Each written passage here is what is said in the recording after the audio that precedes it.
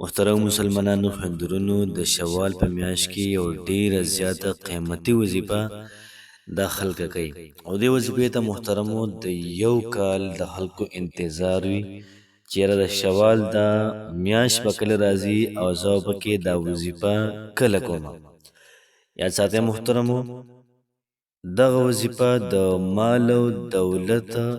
د هغې د اضافې دپاره ده څوک دا وایي چې الله پاک دې زموږ مال او دولت رزق کاروبار کې وسعت راولي پراخي راولي که تاسو دا وظیفه کوئ د مال او دولت دپاره که تاسو دا وظیفه کوئ د رشتې دپاره که تاسو دا وظیفه کوئ د حاجت دپاره او که تاسو وظیفه کوئ د مشکل لپاره یا که تاسو بیماران یو دا وظیفه کوئ الله پاک روغ صحت درکړي انشاءالله د هر قسم مسلې حل دا په دې نو اور لپکار دی چې د شوال په دې میاشت کې هم دا وظیفه دا شروع کی انشاءالله العزیز د دې به قسمت د دې به ژوند محترمه دا بدلیږي نو که چېرته قسمت بدلول غواړئ تقدیر بدلول غواړئ خپله زندګي بدلول غواړئ نو د شوال میاشت شروع ده دا وظیفه په خپله مو کوئ او چې څومره ستاسو ملګري دي یاران دي دوستان دي کلیوالي دي په چا حبه کېږي هغوی سره شیر که چې هغوی هم دولتمند شي او تاسو هم دولتمند دا شئ انشاءالله العزیز دعاګانې به راته کوئ او د خاص اجازت دپاره په کمنټ کې د الله پاک نوم لازمن دا ولیکئ بسم الله الرحمن الرحیم شروع کوم د ډیر زیات بهونکي او د ډیر زیات مهربان رب په نوم باندې زه ګواهي ورکوم د دې خبرې چې د الله پاک نه علاوه د عبادت لایق بل څوک نشته نبی کریم صلی الله علیه و آله وسلم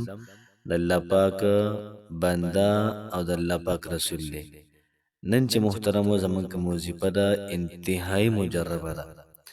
ستاسو په لکونو حاجات دي نه پوره کیږي انشاءالله په دې میاشت کې تاسو دا وظیفه وکئ ستاسو هر قسم حاجت دا پوره شي مشکلات دي ډیر زیات دي ناممکن دي نه پوره کیږي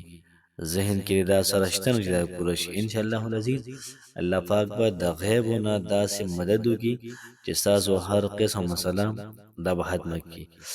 بس تاسو وظیفه وکئ د زړه نه وکئ انشاءالله العزیز انشاءالله ژوند بدلول والا الله پاک دی تقدیر بدلول والا الله پاک دی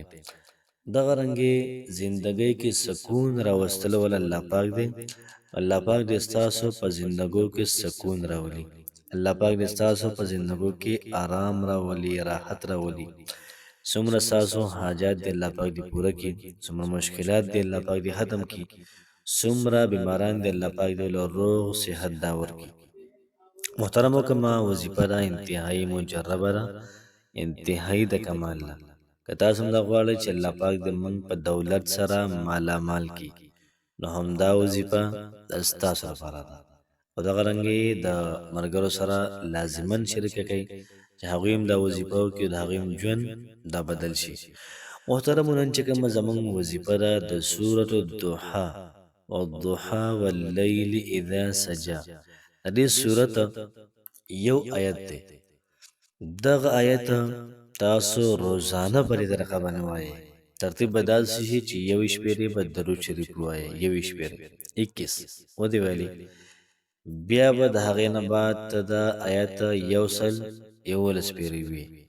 ولسوف یعطیک ربک فترضی ولسوف او ډېر زر دی یعطیک تا ته به درکړي رب ستا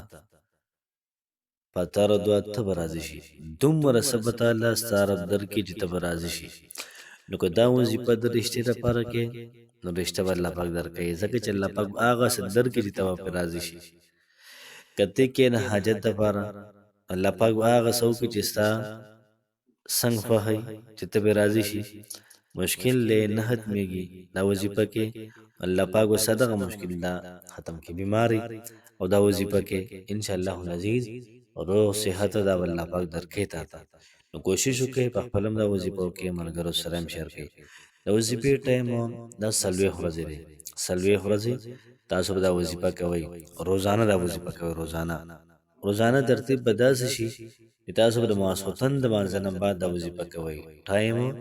د ماسخوتن د مانځه نه بعد دی ها،